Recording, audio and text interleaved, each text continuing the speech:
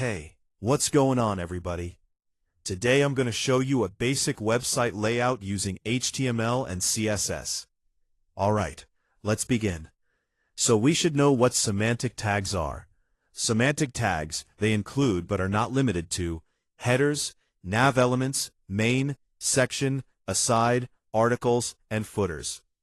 You'll want to use semantic tags because they keep your content organized, they're better for search engine optimization, and they assist with screen readers and other technology for accessibility. So I've already written some HTML markup. I just want to describe this first. Headers are used for introductory content, such as a title, a logo, or author information.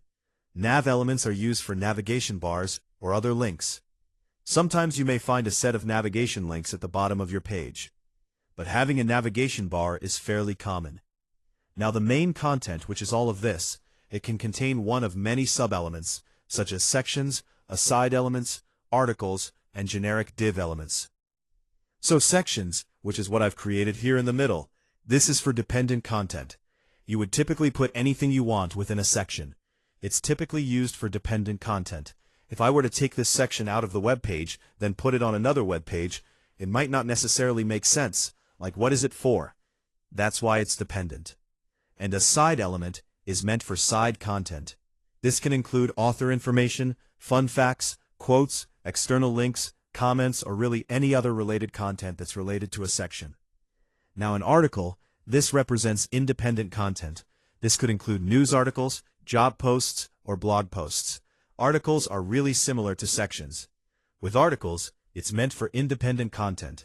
For example, a news article.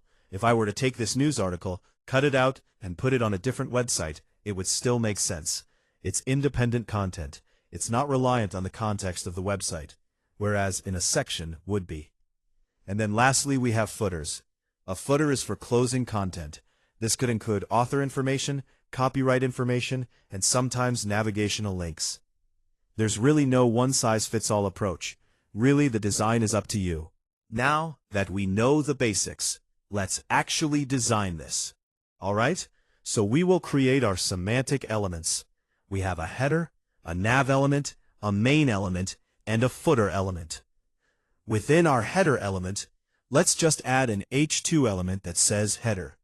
So let's go to our style sheet. I'll take our header element. Let's change the background color. Background-color. Let's pick a light gray color. I'll use HSL values because I like them. 84 or 85 is good. Then let's text align center and add a little bit of padding. 25 pixels. Okay, let's work on our navigation bar. It's not going to be a fully functioning navigation bar. We've done that in a previous video. Let's just allocate some space for a navigation bar. It is common to have more than one navigation element per web page. If we're creating a navigation bar, we should set the class to be something like navbar, so it's descriptive. Let's go to our CSS style sheet. I will select our navbar class, then change the background color. Let's go with the darker color. I'll add some height 50 pixels, and that should be good. We're just allocating some space. We're not creating a full navigation bar. There's a little bit of margin around the body of our document. I'm going to remove that by selecting our body element, then set the margin to be 0 or 0 pixels. That should get rid of the margin. Alright, then we have our main element.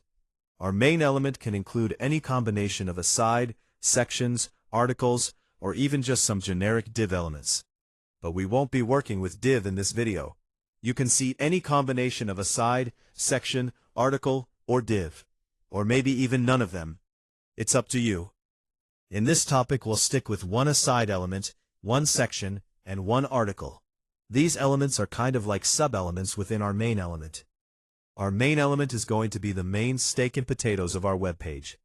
So with our aside element, I'll include an element for a header. This is aside. Let's do the same thing for section.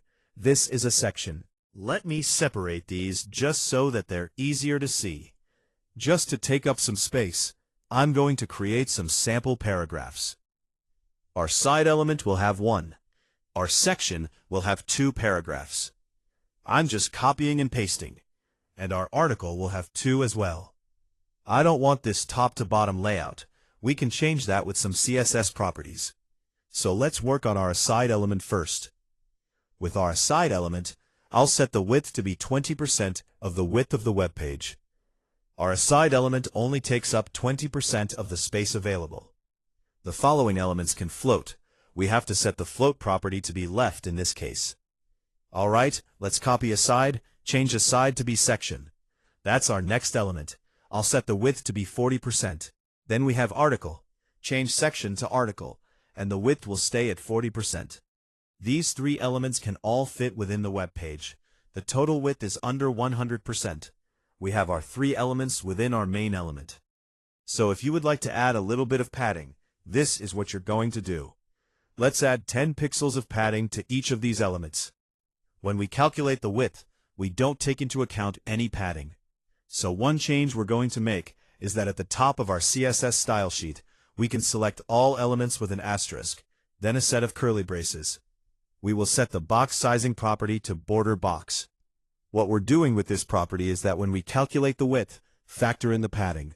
All three elements should be lined up now. Alright, then lastly we have our footer. So within our footer element, I'll just add an element that says footer. Then I will style it. Let's copy what we have for our header. Paste it, change header to be footer. Now what we need to do is clear our float, because we're still floating the elements that come after. Let's display our footer as a block level element. To clear a float, you can set clear, then both. And that should clear that. Alright, so here's a basic website layout for a desktop. This isn't a good format for a mobile device though. With a mobile device, you would want each of these elements to be on top of each other, so you can scroll down. We can add an @ rule. So @media screen and max width 600 pixels. So what we're doing here is that if the width of our screen or window is 600 pixels or below, we can change some CSS properties with aside, section, and article. Let's select those. Aside, section, article. We'll just change the width to be 100%. If a user is on a mobile device and/or the width is 600 pixels or below, then we'll switch to a mobile version of the web page. Each of these elements, our aside, section, and article elements, are taking up 100% of the width available.